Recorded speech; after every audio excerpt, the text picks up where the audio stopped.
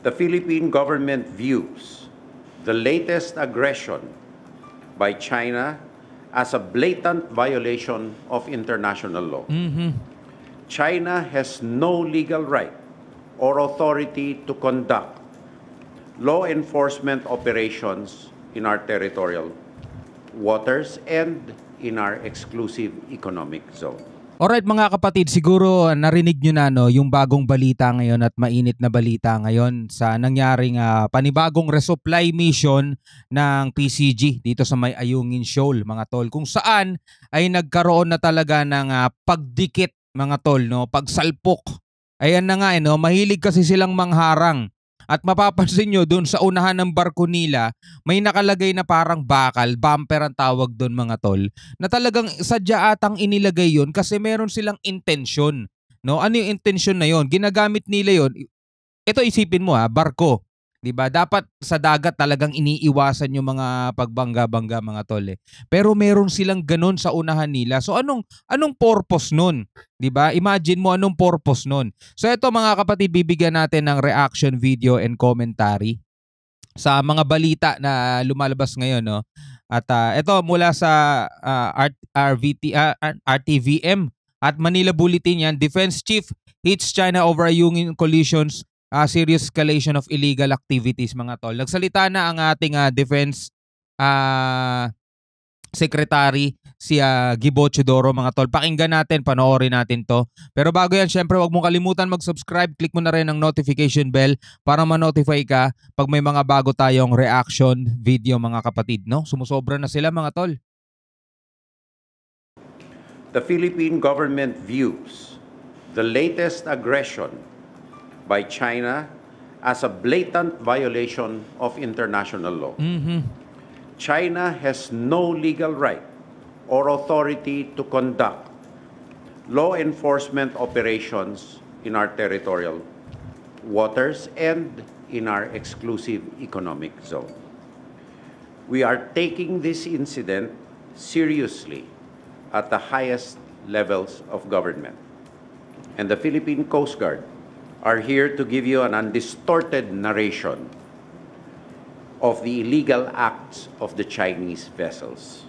In short, on or about 6:04 in the morning of Sunday, October the 22nd, 2023, while conducting legitimate rotation and resupply operations within the exclusive economic zone of the Philippines, Chinese Coast Guard and maritime militia vessels, in blatant violation of international law, harassed and intentionally hit Unaiza May 2 and Philippine Coast Guard vessel BRP Cabra. This occurred within the 200-mile exclusive economic zone of the Philippines, which China has no jurisdiction, authority, or right to conduct any operations whatsoever. This is a serious escalation of the illegal activities conducted by the Chinese government in the West Philippine Sea in complete disregard of any norm or convention of international law. Alright mga kapatid, so eto no, inaabangan din natin magsalita yung mga pro-China kung paano nila maipagtatanggol no, yung ginawa nitong kanilang bansa. Kasi bansa naman talaga nila yan, mga nagpapanggap lang na Pilipino yung mga yun eh.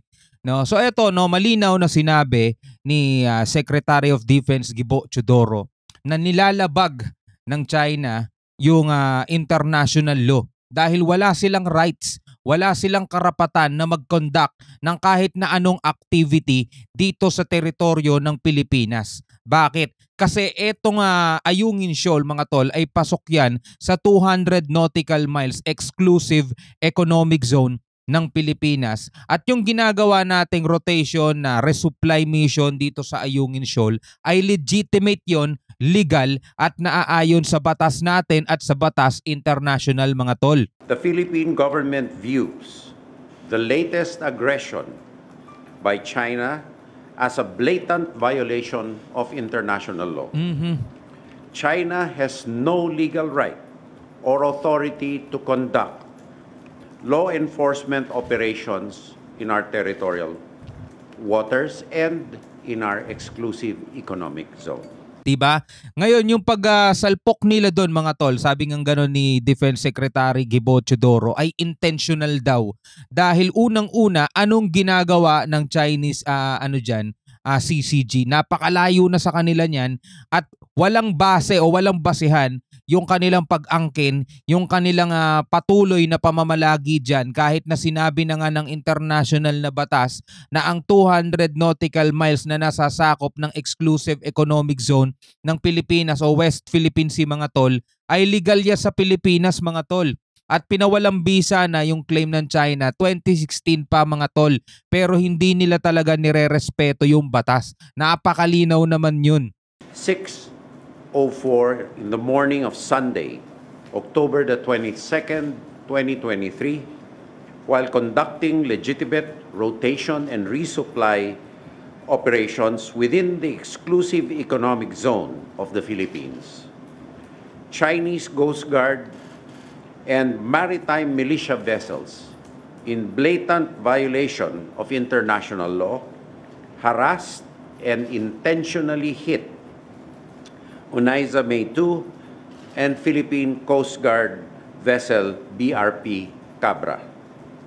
Kaya kung merong mga pro-China na magsasabing buti nga ganun lang ang ginawa, buti nga ganyan ang ginawa, may karapatan ng China dyan. Di ba nananaginip sila ng gising, magsipuntahan na sila dun sa bansang yon dahil hindi sila Pilipino mga tol. At kung nakikita ninyo mga tol, no, sumabit lang, hindi naman as in talagang umano. Pero bakit sasabit? Kasi nga, habang naglalakbay, habang umaandar yung ating mga bangka, di ba napakaliit na bangka nang ang ginagamit para less provocative daw eh.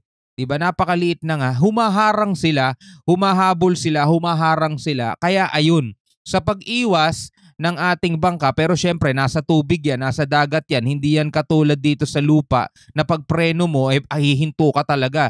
Doon hindi eh. Iba ang lagay sa tubig mga tol. Diba? Ayun sumabit. Saan sumabit? Doon sa bumper na nandoon sa unahan ng kanilang barko. Ngayon bakit magkakaroon ng ganun? Diba bakit magkakaroon ng bumper na ganun? Para saan yun? Anong purpose nun? Pangsalpok talaga yun. Diba? Ganun ang ginagawa nila mga tol. Ganun ang galawan nila.